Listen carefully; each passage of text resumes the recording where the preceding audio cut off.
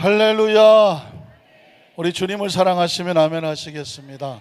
우리 성가대의 찬양처럼 주님께서 우리의 창조주가 되셔서 우리의 삶의 모든 것에 주심을 감사하시면, 기뻐하시면 우리 아멘 하시기를 바랍니다. 오늘 예수님 안에서 좋은 일이 납니다. 믿으십니까? 예수님 부활하셨습니다. 사망의 권세를 깨뜨리시고 우리 영생의 구원을 주셨습니다. 우리도 예수님처럼 부활합니다. 하늘나라에서 영원히 삽니다. 할렐루야. 갑자기 부활주일 모드가 돼서 또 부활주일인가? 혹시 그렇게 마음에 의아해 생각하십니까? 크리스찬은 날마다 부활입니다. 확신하십니까? 초대교회 성도들은 안식일 날 모여서 예배하지 않았습니다. 안식 후 첫날은 주님의 날이라고 불렀습니다. 세상 사람들은 일요일이라고 말을 합니다. 크리스찬은 주님의 날이라고 말합니다. 주님의 날, 주의 날이라. 왜 그럴까요? 주님이 부활하신 날입니다. 그러니까 이 주일이라고 하는 것은 부활의 의미가 가득한 날입니다. 그리고 부활의 날입니다. 예배하는 성도들은 바로 이 부활의 주님을 가슴에 끌어안고 부활의 주님을 찬양하러 나오신 것입니다. 부활의 주님 앞에 우리의 심령을 구하고 우리 성가대가 기뻐하리 감사하리 했다면 부활의 주님을 기뻐하고 감사하며 그분이 우리의 창조되심을 고백하는 고백인 줄로 믿습니다. 이제까지는 부활주일만 부활주일인 줄 아셨죠? 우리 교회는 매 주일이 부활주일입니다. 우리 여러분 한번 축복하십시오. 우리는 매 주일마다 부활주일입니다. 부활의 생명이 차고 넘칩니다. 믿으십니까? 부활의 생명을 고백하면 부활의 생명이 우리 가운데 충만할 것을 믿습니다. 한번 따라 하실까요? 부활의 증인이 되리라. 부활의 증인이 되리라. 이런 제목으로 말씀의 은혜를 나누길 원합니다. 이 특별한 부활의 증인 되기 원하는 이 주일 설교를 하면서 여러분에게 좀 곤혹스러운 질문을 드릴까 싶은데요. 지지난주 설교 제목을 혹시 기억하십니까? 갑자기 지난주 설교 제목도 가물가물한데 지지난주 설교 제목을 묻는다는 건 너무 잔인하지 않습니까, 목사님? 이렇게 말씀하시는 것 같아요. 힌트, 지지난주일은 부활주일이었습니다. 부활주일 하면은 어떤 제목으로 설교를 했을까요? 여러분들의 이해를 돕고 기억을 돕기 위해서 부활주일날 와스타둠에서 어떤 일이 났을까요? 만여 명이 먹는 38년 기독교 안산시 기독교 연합회 역사 속에 처음으로 작년까지만 해도 1,500명, 2,000명 모였다는데 10,000명이 넘는 그리스도인들이 와스타둠에서 부활의 주님을 찬양했습니다. 사셨네. 예수 다시 사셨네. 그리고 몸부림치며 주님 앞에 간절히 눈물로 기도한 합심기도 시간을 기억하십니까? 여러분 사진을 한 장 보여드릴 텐데 우리 장로님들이 얼마나 뜨겁게 기도하셨는지 전 깜짝 놀랐습니다. 우리 다 눈 감고 기도했기 때문에 우리 장로님들이 어떻게 기도했는지 저는 볼 수 없었는데 사진을 보니까 하늘을 향하여 기도하시는 누군가요? 누구라고 말을 못하겠네요. 간절히 몸부림치는 아주 그냥 그 장면이 아주 스냅 사진으로 딱 찍혔습니다. 우리 또 대표 기도하신 우리 윤 장로님도 제 화면으로 보여 왼쪽에 또 간절히 기도하는 모습이 나와요. 또 그 다음 장면 한번 볼까요? 누군가요? 어디서 많이 본 것 같은데. 우리 교회 장로님들 그날 목이 안 쉬면 우리 교회 장로님들이 아니다 그랬더니 장로님들이 열심히 기도하시. 저도 목이 다 하셨습니다 그날. 또 그 다음 장면을 보면 이제 아까는 오른쪽에 있어서 이제 왼쪽에 있는 장로님들의 모습이 또 잡혔고요. 이쪽은 좀 조용하게 기도하시죠. 그래도 오른쪽은 아까 막 사생결단 하시면서 기도하시는 모습이 보였고 또 한 장의 사진이 있나요? 가운데서 또 장로님들 기도하시는 모습이 보였습니다. 여러분 에레미야 33장 3절에 말씀하시기를 너는 내게 부르짖으라고 말했습니다. 일을 행하시는 야훼, 그것을 성취하신 하나님께서 내가 원하는 것이 있는데 내게 부르짖어 간구하라고 말했습니다. 그 부르짖음은 처절한 것입니다. 하나님, 그 10,000명 먹는 성도가 하나님 앞에 눈물로 통성으로 10분에 가까운 시간을 시간이 10분이지만 만여 명이 넘는 성도들이 그 하나님을 향해 부르짖는 그 시간은 놀라운 시간이었습니다. 왜냐, 하나님께서 크고 비밀한 일을, 내가 알지 못하는 크고 비밀한 일을 행하시겠다고 했습니다. 보여주시겠다고 말씀했습니다. 부활절 행사를 마치고 난 다음에 목사님들끼리, 임원 목사님들이 모여서 피드백을 했습니다. 이 성회를 한동안에 가장 감동 깊었던 것, 다음에 할 때 꼭 해야 하는 것, 이구동성으로 어떤 순서였는지 아십니까? 합심기도, 통성기도였습니다. 우리 순복음교회 성도들은 늘 하는 기도니까 색다를 게 없을지 모르지만 난생 처음 통성기도 하는 사람이 있습니다. 아니, 통성기도가 있음도 모르는 분들이 있었습니다. 그런데 10,000명이 먹는 성도가 그 자리에 다 같이 일어서 두 손을 들고 하나님을 부르짖는 기도는 자신들도 모르게 그 기도에 붙잡히게 됩니다. 눈물로 기도하고, 이 안산시 하나님 부활의 생명과 은총으로 충만하게 하여 주시옵소서. 이건 교파 교단이 아닙니다. 하나님 백성들의 부르짖는 부르짖음이었습니다. 저는 기대합니다. 하나님께 부르짖어 기도해 놓았으니 크고 비밀한 일이 이 안산시에 함께 기도하는 우리 모든 교회와 성도의 삶의 현장 가운데 부활의 생명과 은총으로 충만할 줄로 믿습니다. 그래서 제목이 뭐냐고요? 부활하신, 이건 추측하는 것 같은데 한번 더 하세요. 부활이요, 생명 되시는 예수 그리스도. 예수님은 자신을 이렇게 선포합니다. 나는 부활이요 생명이니 나를 믿는 자는 죽어도 살겠고 무릇 살아서 나를 믿는 자는 영원히 죽지 아니하리니 이것을 내가 믿느냐라고 말했습니다. 우리는 성경을 통해서 누구를 알아갑니까? 하나님을 알아갑니다. 성경을 통해서 하나님을 알아가죠. 하나님을 아는 것이 우리의 힘입니다. 그리고 하나님께서 이 땅에 오신 예수 그리스도를 알아갑니다. 우리가 믿는 예수 그리스도를 알아갑니다. 그런데 요한복음 11장에 예수님께서 자신을 선포하는 겁니다. 나는 부활이야. 성경을 볼까요? 요한복음 11장 23절로 26절에 보니까 예수께서 이르시되 네 오라비가 다시 살아나리라. 무덤에 갇혀서 사흘이나 되어서 썩어서 냄새날 수 있는 나사로, 그 나사로가 무덤에 있습니다. 그런데 예수님은 선포합니다. 그 나사로, 네 오라비가 다시 살아날 거다. 마르다가 이르되 마지막 날, 언젠지는 몰라요. 예수님 말씀하신 언젠지 모르지만 그 부활의 날에는 내 오라비가 다시 살아날 줄을 내가 아나이다. 그러나 지금은 죽었습니다. 그런 이야기죠. 그런데 예수님께서는 25절에 이렇게 선포합니다. 예수께서 이르시되 내가 누구인지 아느냐? 나는 부활이야. 생명이 다시 사는 부활이야. 그리고 내가 생명이야. 나를 믿는 자는 죽어도 살겠고 무릇 살아서 나를 믿는 자는 영원히. 예수께서 이 땅에 가져오신 것은 바로 영원한 생명, 단 일회성으로 살아가는 우리 인생들에게 영원한 생명을 선포하시는, 이것을 내가 믿느냐. 예수님은 부활과 생명이시고 우리 가운데 부활과 생명을 뭐 하기를 원하신다? 믿기를 원하시죠. 믿느냐라고 말했습니다. 자, 그러면 지난주 설교 제목은 뭡니까? 오늘은 전반적으로 목사님 서론이 너무 어렵습니다. 지난주 설교 제목 뭘까요? 부활과 생명 되신 예수 그리스도가 우리에게 그렇게 원하시는 명령이 하나 있었습니다. 그것은 뭐냐면 부활의 신앙으로 무장하라는. 한번 따라 하실까요? 부활의 신앙으로 무장하라. 저는 성경 속에서 하나님의 마음이 궁금합니다. 예수님의 마음이 궁금합니다. 그래서 말씀을 읽을 때마다 그 말씀을 전하시는 주님의 마음은 어떤 마음일까? 그 마음을 심령에 쏟고 그 심령을 가지고 여러분에게, 여러분의 심령 속에 주님의 마음이 이렇습니다. 이것을 전달하는 메신저, 그것을 설교하는 것입니다. 그것을 나누는 것입니다. 부활하신 주님께서 무엇을 그렇게 원하셨을까요? 그것은 바로 우리가 부활신앙으로 무장하기를 원하셨습니다. 마가복음 16장 14절을 보면 주님의 가슴 아픈 모습이 보입니다. 부활하신 주님이 왜 가슴 아파야 합니까? 사망의 권세를 깨뜨린 예수님이 도대체 뭐가 가슴 아픕니까? 안타깝게도 마가복음 16장이면 마지막 절 아닙니까? 마지막 장. 그 후에 11제자가 음식 먹을 때에 부활의 주님께서 그들에게 나타나셨습니다. 그리고 그들이 뭐 없는 것과 믿음이 없는 것과 무엇이 완악한 것을, 마음이 완악한 것을 꾸짖었습니다. 도대체 무엇을 못 믿습니까? 예수님의 부활을 못 믿어요.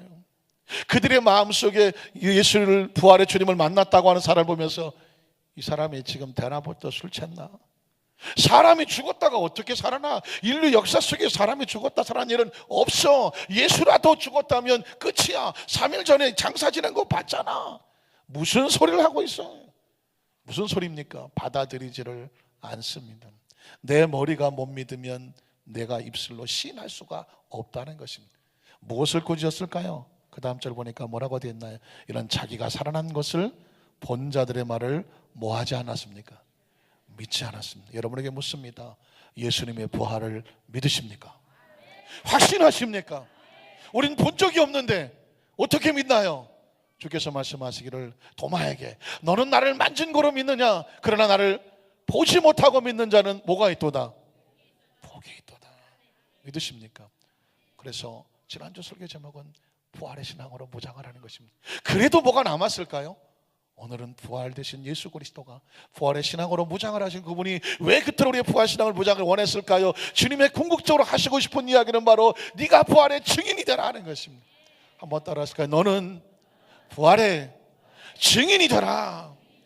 오늘 말씀의 제목은 부활의 증인되라고 말씀하시는데, 부활의 증인되기 원하셔서 우리에게 주시는 두 가지 주님의 모습을 한번 살펴보겠습니다. 첫 번째 주님의 모습은 뭐냐면, 우리가 부활의 증인이 되기 위해서 예수님 자신이 부활하신 모습을 많은 제자들에게, 사람들에게 할 수만 있으면 더 많이 확인하게 하려고 자신의 부활의 모습을 그 제자들에게 보여주고 계시는 주님의 모습을 발견하게 됩니다.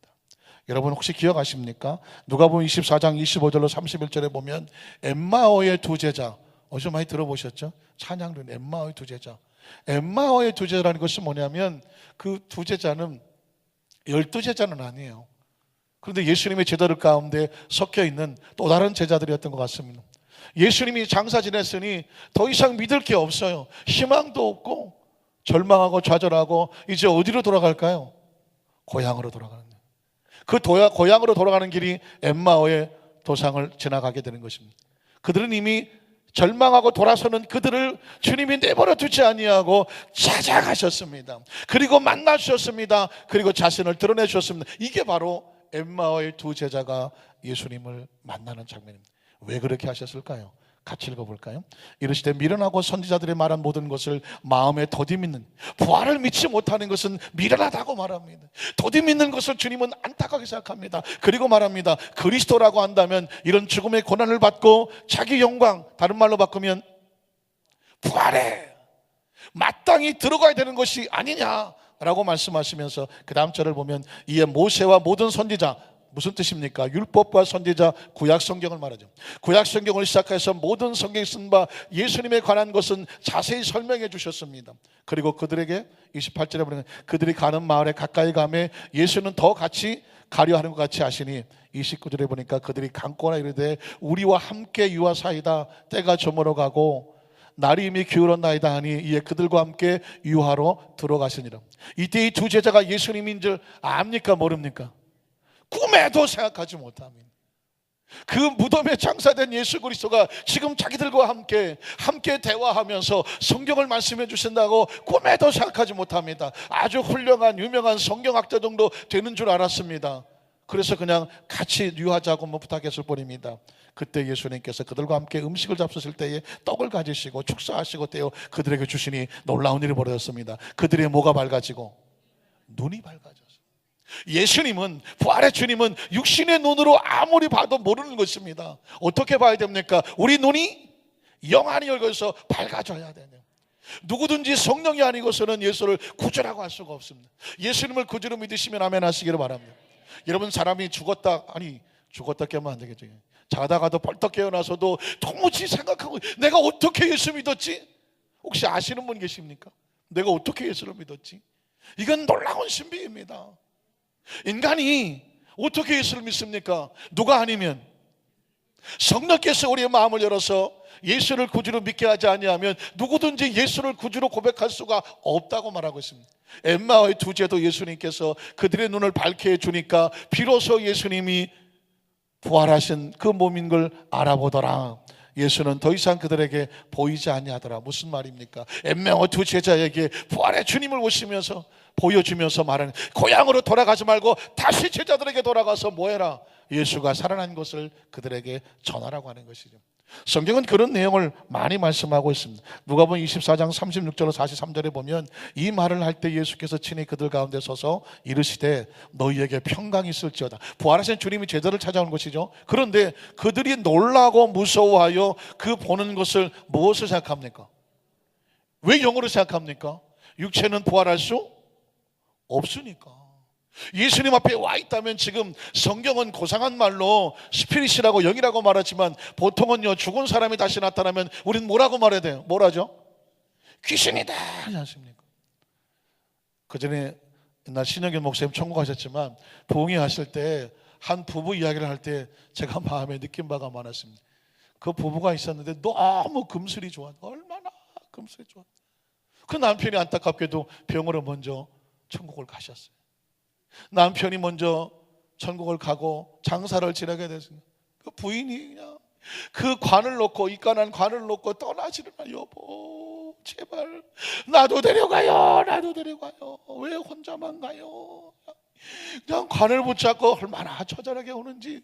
옆에 있는 분들이 제발 진정하라고, 산 사람은 살아야 되지 않느냐. 아니야 난 죽어, 막 죽고 싶다고 막 말릴 수가 없는 거예요. 부부의 애가 이렇게 뜨거웠구나. 그런데 남들 다 지쳐 쓰러져 있는데 이분이 갑자기 푸시시스 일어나는데 나 화장실 갈래 그러면서 화장실 가야죠. 일어나다가 몇 발쭉 뛰다가 갑자기 소리 지르면서 아이고 죽은 귀신이 산 사람 잡네. 갑자기 소리를 지르고 왜 그러나 쳐다봤더니 이분이 일어나서 움직일 때 그 소복 입은 치마가 관 밑에 껴갖고, 관 밑에 껴서 몇 발짝 올 텐데 그거 끼니까 이게 잡아당기는 거예요, 치마를. 갑자기 아무도 없는데, 그 관짝이 자기 둘밖에 없는데 뒤에서 누가 잡아당기니까 누군 줄 알겠어요? 귀신이라고. 자기 남편한테 여보 날 데려가 하던 사람이 갑자기 치마끈을 잡아당기니까 아이고 죽은 귀신이 산 사람 잡네 그거 그냥 엄마야 소리 지르더라는 것이. 산 사람은 살아야 되겠죠, 아무래도. 그 얘기를 들으면서 사람이라는 것이 얼마나 나약한지. 죽은 사람이 뒤에서 잡아당겨서 하니까 무조건 귀신인 줄 아는 거예요.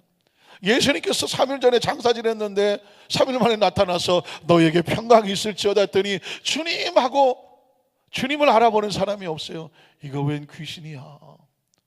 여러분 그런 모습으로 다가왔다는 거죠. 성경을 다시 한번 올려봐 주세요.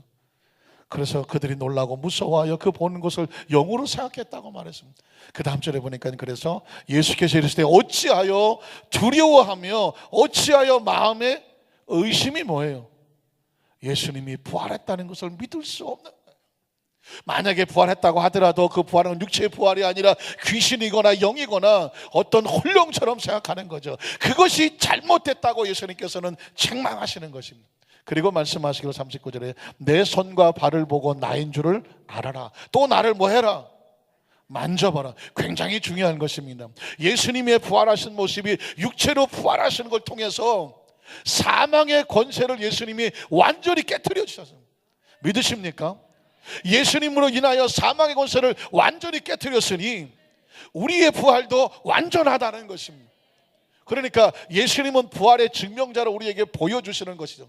혼으로 부활하신 것이 아니라, 영으로 부활하신 것이 아니라 육체로 부활하신 것이라고 말합니다. 그 다음 절을 보면 그래서 이 말씀을 하시고 손과 발을 보여주시나 그들이 너무 기쁘긴 한데 아직도 믿지 못하고 놀라게요. 죽은 사람이 어떻게 살아나? 이게 말이 되는 얘기야? 그렇게 생각하죠. 그 다음 절을 보니까 이르시되 예수님께서 여기 무슨 먹을 것이 있느냐 하시니 이에 구운 생선 한 토막을 갖다 드렸습니다. 그것을 받으시고 그 앞에서 뭐 하시더라? 잡수시더라. 예수님이 부활하셨는데 음식을 드셨다? 무슨 뜻입니까? 예수님은 온전히 뭐 하셨습니까? 육체로 부활하신 것입니다. 그걸 우리에게 보여주시기를 그렇게 원하셨다는 것입니다. 요한복음 20장 26절 29절에 보면 여러분 잘 아시는 것처럼 도마에게도 자신의 그 부활한 육체의 모습을 확인시키는 걸 보여주죠. 여드레를 지나서 부활하시고 8일이 지났다는 것입니다. 제자들이 다시 집안에 있을 때에 도마도 함께 있었고 문들이 닫혔는데 예수께서 오사 가운데 서서 이르시되 너희에게 뭐가 있을지어다? 평강이 있을지어다 하시고, 그리고 도마에게 이르시되 얼마 전에 너 손가락 만져보지 않으면 못 믿겠고 옆구리 창자고 확인하지 않으면 못 믿겠다고 했지, 이제 자, 내 손가락 이리 내밀어서 내 손을 확인해보고 내 손을 내밀어서 내 옆구리에 창자국에 넣어보라. 그리하여 무엇 없는 자가 되지 말고 믿음 없는 자가 되지 말고 뭐 하는 자가 되라? 믿는 자가 되라. 믿으십니까? 여기서 주님의 마음이 느껴지십니까? 예수님 부활하셨습니다. 그 부활은 우리를 위한 부활입니다.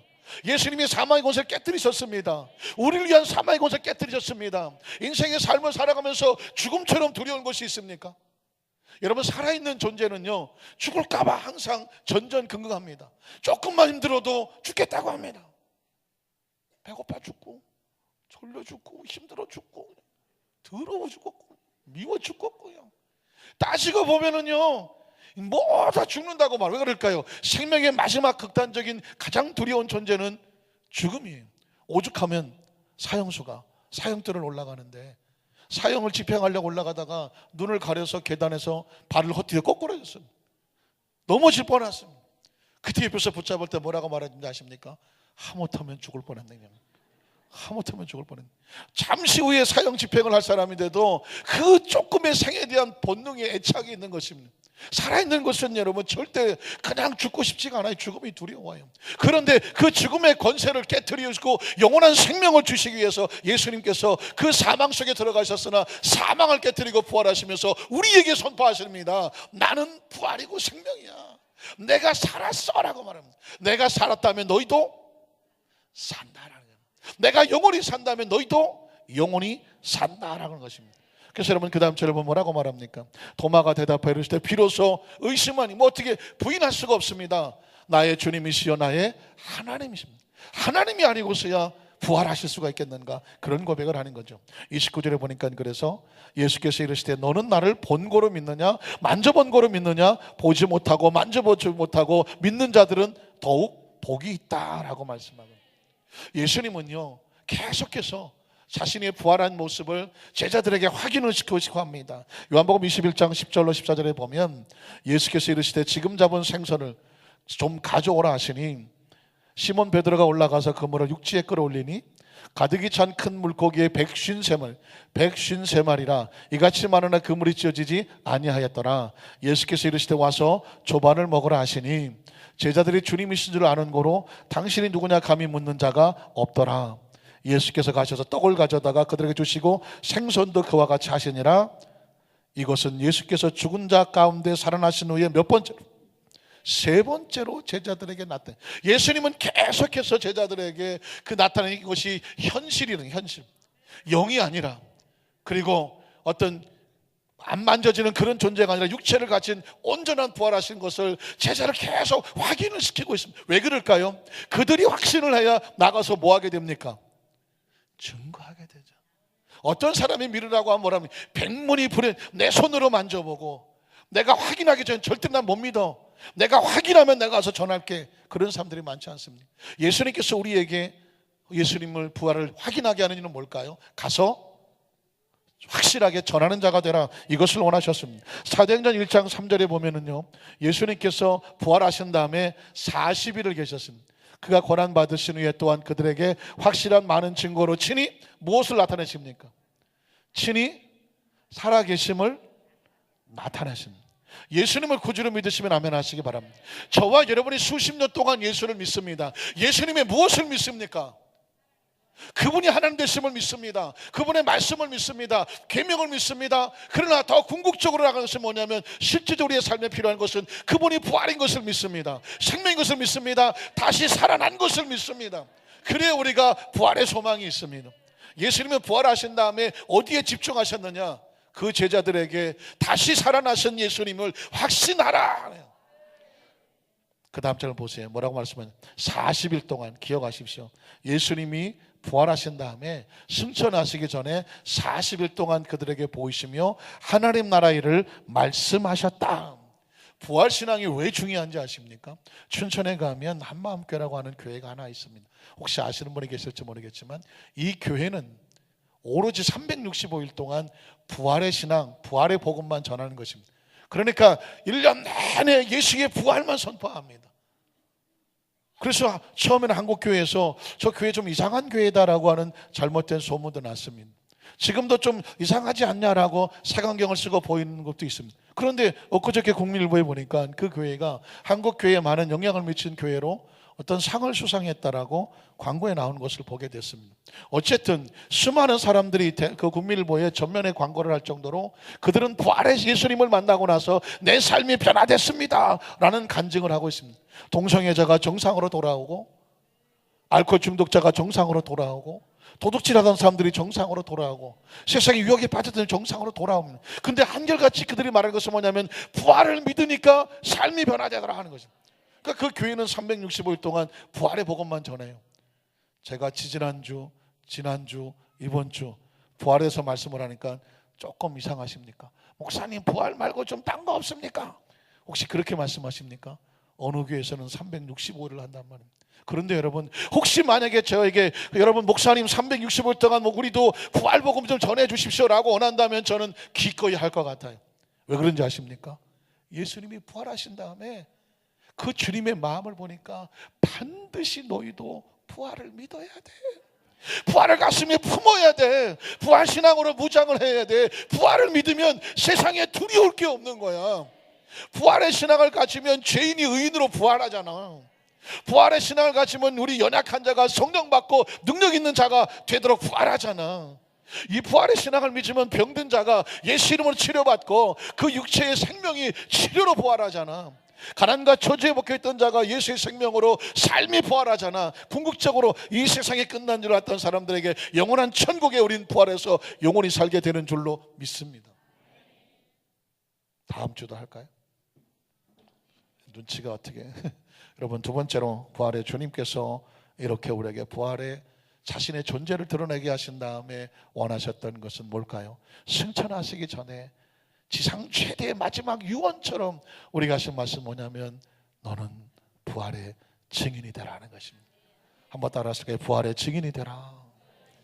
왜 부활이 그렇게 증거되어야 될까요? 놀랍게도요, 마귀는 예수님이 부활이 증거되는 것을 가로막고 있습니다. 마태복음 28장 11절로 15절에 보면 여자들이 갈 때에 예수님의 무덤을 찾아갔던 여자들이죠. 경비병중 몇이 성에 들어가 모든 된 일을, 예수님의 시신이 없어졌어요. 대제사장들에게 알리니 그들이, 대제사장들이 장로들과 함께 모여 의논하고 큰일 났습니다.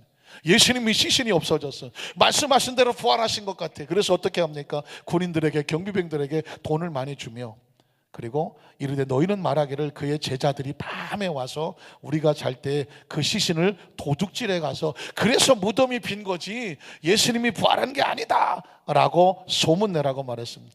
그 다음 절을 보니까 그래서 만일 이 말이 총독에게 들리면 우리가 권하여 너희가 거짓말한 것 우리가 다 책임져 줄 테니까 그렇게 전하라고 말했습니다. 그랬더니 15절에 보니까 군인들이, 경비병들이 돈을 받고 가르친 대로 나가서 소문을 냅니다. 예수님의 제자들이 예수를, 시신을 훔쳐갔다는. 이 말이 오늘날까지, 성경이 기록될 때가 AD 70년 정도 되니까 예수님이 AD 33년에 부활하시고 그리고 승천하지 않았습니까? 그러니까 30년 동안 계속해서 예수님의 부활을 믿지 못하게 하는 그런 일이 벌어졌다는 것입니다.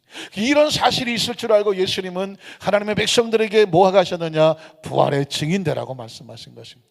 자, 정말 예수님 우리가 부활 증인되라고 하셨을까요? 누가복음 24장 44절로 48절에 보면 또 이르시되 내가 너희와 함께 있을 때 너희에게 말한 바 곧 모세의 율법과 선지자의 글, 그리고 시편, 구약성경에 말하죠. 구약성경에 나를 가리켜 기록된 모든 것이 이루어져야 돼. 예언이 완성돼야 되죠. 한 말이 이것이다. 예수가 죽었으나 부활했다. 이 말이다. 그러니 어떻게 하라고요? 45절에 이에 그들의 마음을 열어서 성경을 깨닫게 하시고 또 이르시되 이같이 그리스도가 고난을 받았으나 뭐한다? 제3일에 죽은 자 가운데서 뭐할 것을? 살아날 것과, 그리고 그 다음 절에 보면 또 그의 이름으로 죄사함을 받게 하는 회개가 예루살렘에 시작하여 모든 족속에게 전 세계에 전파해야 할 것이 그 성경에 예언됐고 기록되었으니 너희가 이 모든 일에 뭐다? 증인이야. 부활의 주님께서 승천하시기 전에 제자들에게, 오늘 말씀을 듣는 저와 여러분에게 그렇게 원했던 사실이 뭐라고요? 너희가 예수의 부활에 무엇이 되어달라? 증인 되어달랍니다. 저와 여러분에게 하나님 물질을 주신다면 그 물질 가지고 예수의 부활을 증거하는 데 쓰십시오. 달란트를 주신다면 예수님의 부활을 증거하는 그 증언자로 달란트를 쓰십시오. 건강을 주신다면 부활을 증언하는 달란트를 쓰십시오. 하나님께서 우리에게 장수하게 하신다면 장수하는 동안에 예수가 뭐 하셨다? 부활하셨다. 예수의 부활을 믿으니 나도 예수 부활 내 부활, 예수 천국 내 천국, 이 땅에 나그네 같은 삶을 살아도 죽음을 두려워하지 아니하고 영원히 삽니다. 이건 어디서 나옵니까? 부활의 증인들의 고백 속에서만 나오는 것입니다. 또 이 마태복음 28장 16절로 20절에 보면 부활의 증인들은 이런 사명이 있습니다. 11 제자가 갈릴리에 가서 예수께서 지시하신 한 산에 이르러 예수를 배웁고 경배하나 아직도 의심하는 사람들이 있더라. 예수께서 나와 말씀하여 이르시되 하늘과 땅의 모든 권세를 내게 주셨으니, 예수께서 다 이루었다 하시고 그리고 무덤에 장사됐지만 부활하심으로 말미암아 모든 권세를 받았으니 그러므로 너희는 가서 모든 민족을 제자로 삼아 아버지와 아들과 성령 이름으로 침례를 베풀고 내가 너희에게 분부한 모든 것, 뭘까요? 부활의 증인되라고 한 것을 가르쳐 지키게 하라. 볼지어다 세상 끝날까지 너희와 항상 함께. 어떻게? 부활의 주님이십니까? 믿으십니까? 또 이 부활의 신앙을 고백하는 자에게 하나님께서 주신 역사가 나타납니다. 마가복음 16장 14절로 18절을 보면 그 후에 11 제자가 음식 먹을 때 예수께서 그들에게 나타나서 그들의 믿음 없는 것과 마음이 완악한 것을 꾸짖으시니 이는 자기가 살아난 것을 본 자들의 말을 믿지 아니하며라. 그러나 믿는 자에게는 어떤 일이 벌어집니까? 너는 온 천에 다니며 만민에게 이 부활의 복음을 전파하라. 마가복음 16장 믿고 예수의 부활을 믿고 침례를 받는 사람은 구원을 얻을 것이고 부활을 복음을 믿지 않는 사람은 정죄를 받을 것이다. 믿는 자들에게, 무엇을 믿는 자들에게? 예수의 부활의 복음을 믿는 자들에게는 이런 표적이 따르니 곧 그들이 내 이름으로 귀신을 쫓아내며 새 방언을 말하며 뱀을 집어올리며 무슨 독을 마실지라도 해를 받지 아니하며 병든 사람의 손 있는 즉 다. 여러분, 부활은 사망을 깨뜨리는 것이니까, 예수님이 부활이니까 예수님의 손을 얹으면 육체의 질병이 나으리라고 부활의 주님이 말씀하신 것입니다. 더 충격적인 사건은 뭔지 아십니까? 성령을 받으라고 하신 목적은 부활 때 증인되기 위함이었습니다. 사도행전 1장 6절로 8절을 보면 6절로 8절입니다. 그들이 모였을 때 예수께 여쭈 이르되 주께서 이스라엘 나라를 회복하심이 이때이니까 하니 예수께서 이르시되 때와 시기는 아버지께서 자기 권한에 두셨으면 너희 알 바가 아니요. 예수께서 원하시는 것은 오직 성령이 너희에게 임하시면 무엇을 받아요? 권능을 받게 되는데, 권능 가지고 어떻게 하라고요? 예루살렘과 온 유다와 사마리아 땅까지 내 증인이라고 말해요. 증인은 뭘까요? 이것이 사실이다고 증거하는 사람입니다. 무엇이 사실입니까? 예수님이 다시 부활하셨습니다. 그러니까 예수의 부활을 믿는 사람은 세상 어디를 갖다 놓아도 우리가 믿는 주님이 부활했으니 우리의 어떤 삶의 사망이라도 우리를 뭐하지 못한다, 가두지 못한다. 사랑하는 성도 여러분, 저는 예수를 고지를 믿고 하나님의 자녀가 돼서 그 삶 속에 여러 가지 많은 문제가 생기지만 예수의 부활과 생명으로 믿음으로 여러분의 많은 간증자가 되기를 주님의 이름으로 축원합니다. 제가 한 크리스찬을 소개하려고 하는데 정말 처절한 사망의 음침한 골짜기 같은 상황 속에서 예수의 생명으로 회복되고 치료되고 이제 남은 생애가 부활의 증인되기 원해서 신앙 고백을 할 크리스찬 하나, 우리 형제 하나를 소개하겠는데 그 형제는 아들입니다. 지난 그 며칠부터 제가 잠깐 말씀을 드렸는데 정말 저희 집사람에게 저는 저희 아들을 위해서 5년 동안 하나님이 생명 주시기를 기도했죠. 5년 만에 낳았어요. 그 아들이 잘 자라서 건강하게 하나님 은혜 속에 자라기를 기도하는데, 안타깝게도 2009년도에 대학을 다닐 때 안타깝게도 5명의 형들하고 이렇게 같이 차를 탔다가 대형 교통사고가 났습니다. 현장에서 2명이 목숨을 잃었으니까요. 천국을 갔어요. 살아남은 3사람 중에 저희 집 아이가 살아남았습니다. 그때 운전자가 피곤해서 조는 가운데 사고가 났거든요. 그 사고로 인한 충격이 굉장히 컸죠. 그래서 그 당시 미국으로 보낼 수밖에 없었어요. 한 달 만에 급조로 회복하고 치유하도록. 그래서 미국의 베데스다 대학에 가고 음악대학원에서 공부를 하는데, 제가 작년 8월 여러분 간증했던 것처럼 또 사고가 났어요. 작년 8월 달에. 이번엔 또 친구가 또 좌회전을 잘못해갖고 차가 부딪혔어요. 그 큰 사고 속에서도 사망 속에 살았는데도 그 충격을 받았을 때 굉장한 충격이, 여러분 뭐 이미 아시겠지만 그 충격으로 인해서 살아남은 것이 기적이고, 그리고 머리를 세 군데 두개골이 깨졌는데 뇌출혈이 생겼을 때 골든타임이 3시간이잖아요. 3시간인데 3시간을 우째치고 30시간을 집에 방치가 됐어요. 죽은 것과 같아요. 그런데 거기서 살아납니다. 그리고 친구들이 병원으로 데려갑니다. 병원에서는 3시간 넘은 환자는 받지를 않아요. 그런데 얼마 전에 사고 났다고 한 친구가 거짓말을 합니다. 근데 그 병원에서 이를 받아줬어요.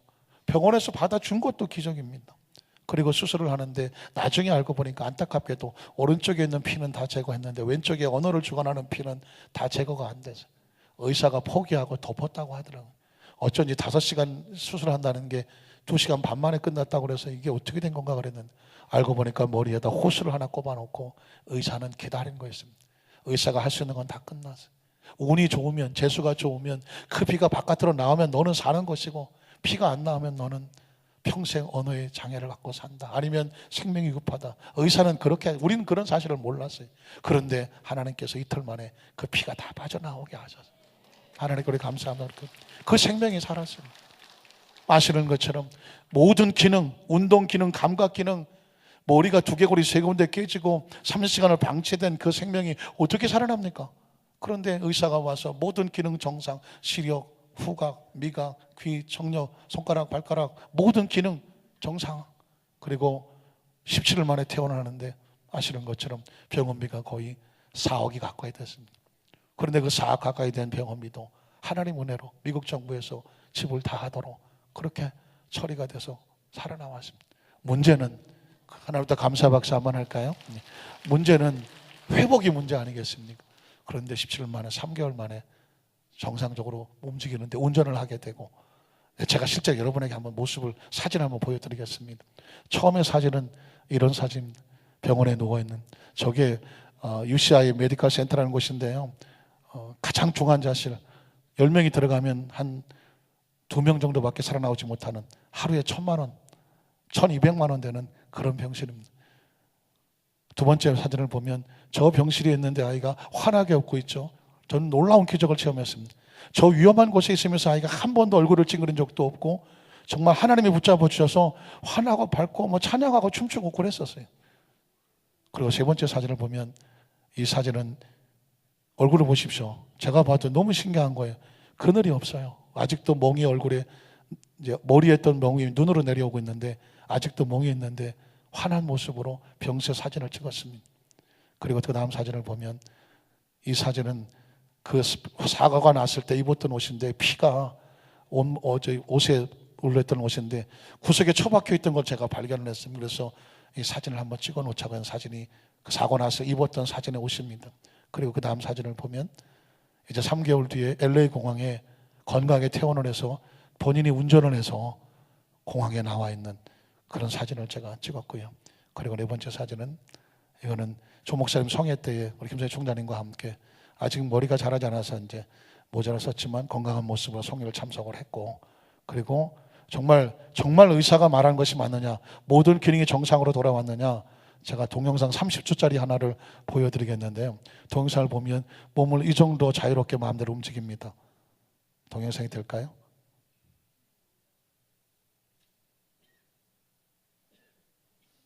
사진이, 네, 나옵니다. 파란 옷이 아니라 빨간 옷입니다.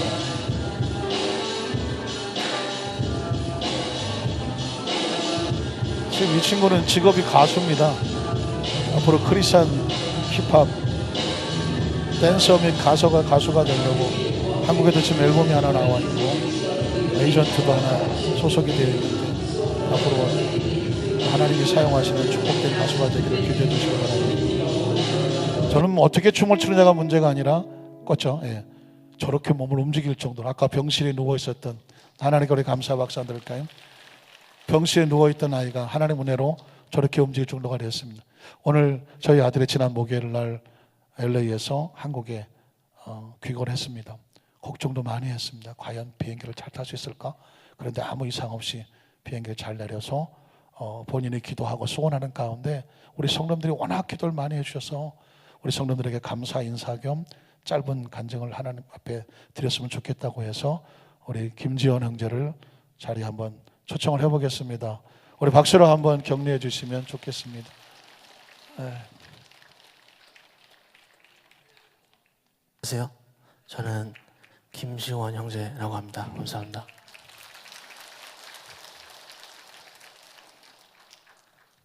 제가 준비한 간증문이 있었는데 그걸 나누기 전에 제가 지금 이 자리에 서서 여러분과 함께 할 수 있는 것을 허락하신 하나님의 기적과 여러분의 기도에 제가 진심 감사를 드립니다. 감사합니다. 목사님이 말씀하신 것처럼 제가 교통사고가 하나 있었는데 머리 세 군데가 깨져가지고 머리 안에 피가 고였는데 그걸 빨리 빼내는 수술이 필요해서 제가 병원으로 옮겨졌어요. 감사하게도 옮겨지고 수술이 잘 마무리가 되고 비용도 지불이 잘 되어서 너무 감사한 거예요. 그때 너무 감사하고 그때 살았던 제 감정과 상태를 생각해 보면은 제가 그렇게 살았나? 라는 생각이 들더라고요. 의문이 들어요. 왜냐면은 그냥 하루하루 너무 감사했어요. 그냥 걸을 수가 있고 그 다음에 말을 할 수 있고 제가 정상적으로 생활할 수 있다는 건 너무 감사한 거예요. 너무 감사했는데 그런 감사함은 오래 가지 않았어요. 저는 오래 가지 않고 수많은 생각이 머릿속에 들어오더라고요. 어떤 생각이 들었냐면 왜 내가 이런 아픔을 갖고 있어야 되지? 내가 왜 이렇게 살아야 되나? 내가 왜 이렇게 아픈 곳을 거울을 보면서 상처를 보면서 항상 낙심을 해야 되고 그 다음에 남들과 비교하면서 나는 왜 이렇게 못하고 이렇게 비교를 하기 시작하고 하나님한테 불만을 갖기 시작한 거예요. 그런 마음을 갖다가 의미 없이 하루하루 살았었어요. 그냥 시간이 흘러가는 대로 살고 그러다가 이 영적으로 메말라가다 보니까 찾는 게 하나님밖에 없더라고요. 정말 괜찮았을 때는 이렇게 행복하게 그냥 음악도 듣고 친구들 만나고 이렇게 좋은 시간 갔다가 사람이 힘드니까 찬양과 하나님한테 좀 더 가까워지고 싶은 마음이 있었어요. 그래서 찬양을 들으면서 제가 2009년도에 교통사고가 하나 더 있었어요. 그 교통사고가 형님 두 분이 돌아가셨는데 그때 돌아가셨을 때 제가 다짐을 하나 했습니다. 그 다짐이 뭐였냐면 하나님 제가 그 두 분이 없는 삶을 제가 더 열심히 살겠습니다. 그런 다짐을 했었어요. 다짐을 했었는데 그렇게 살지 못했어요. 저는 똑같이 죄를 반복하게 살고 타락하고 항상 영적으로 싸웠었어요. 근데 그런 삶을 다시 되새겨지게 하나님 말씀을 하신 걸 들으니까 힘든 삶을 긍정적으로 살아야겠다는 그 마음을 도와주신 거예요. 그래서 제가 신앙적으로 좀 성숙을 하길 원했어요. 그래서 말씀을 조금씩 읽기 시작하고 찬양을 좀 더 듣고 간증 영상을 많이 접하게 됐어요. 그런 경험들이 있다가 생각나는 또 하나님 마음에 또 감동을 주신 말씀이 하나 있었어요. 그 말씀의 뜻이 뭐냐면 제가 하루하루 살아가는 데에 있어서 하나님께 최선을 다하자. 그런 게 제 마음의 뜻이었어요. 하루 사는데 뭘 해야 되고 뭘 성과물이 있어야 되고 그런 것이 아니라 그저 하나님께 최선을 다하며 살자. 그게 제 마음이에요. 그래서 제가 지금 이 말씀드리는 그 하루하루 살아가자 하나님한테 최선을 다하자는 그 마음이 제가 여러분들도 함께 그런 하루하루를 살아셨으면 하는 마음을 전해드리고 싶습니다. 저를 위해서 기도해 주실 분 한 번 너무 감사하고 항상 건강하시고 기도하겠습니다. 감사합니다. 아들이 한다고 그래서 제가 마음이 많이 졸였어요. 앞에서 덜덜덜 떨면 어떡하나 그랬더니 사실 저희 아들이 하고 싶은 이야기는 뭐냐면 그런 엄청난 은혜를 얻은 감동의 간증도 감사하지만 그것을 끝까지 감사함으로 지켜낸다는 것이 너무너무 힘들었다는 것을 얘기하는 것입니다. 그 엄청난 은혜를 얻었잖아요. 평생 감사해도 시원치 않잖아요. 그런데 사람이라는 것이 얼마나 열박한지 그 은혜를 또 잊어버리더라는 것입니다. 뒤늦게 고백하는 것은 그것을 지켜내기 위해서 매일 매순간 그 하나님 생명 주신 하나님 앞에 감사하는 것을 붙잡아야 내가 살겠더라. 그게 간증의 요지예요. 부활도 마찬가지입니다. 어마어마한 부활 사건 아닙니까? 저와 여러분의 예수를 믿고 하나님의 자녀 됐고 부활의 은총을 입었다는 건 엄청난 사건입니다. 그러나 우리 머릿속은 끊임없이 세상에 여러 가지 많은 문제를 만나니까 부활을 잊어버려요. 부활 신앙을 잊어버려요. 부활주일날 계란이나 삶아 먹지. 사람들이 의미를 잃어버려요. 그런데 진정한 크리스찬은 뭐냐면 힘은 어디서 나오냐면 부활에서 나오는 거예요. 예수님의 부활의 신앙을 매 순간마다 잊지 말자는 것입니다. 그것이 나의 부활이라는 것입니다. 죽어서 살아나는 그런 부활뿐만 아니라 매 순간 순간마다 내 심령이 살아나고 내 믿음이 살아나고 기도가 살아나고 가정이 회복되고 사업가적인 회복이 되고 내 육체의 건강이 하나님의 나라 속으로 새롭게 회복이 되어지고 내가 하나님께 더 가까이 나가는 걸 살아나는 것 자체가 부활이죠. 오늘 저와 여러분의 삶의 신앙 가운데 신앙생활을 더 깊이 할수록 그 부활의 신앙이 더 뜨거워지고 주님 앞에 더 가까이 나가는 부활의 증인 되시기를 주님의 이름으로 축원합니다. 기도하겠습니다. 전능하신 하나님 아버지 감사합니다.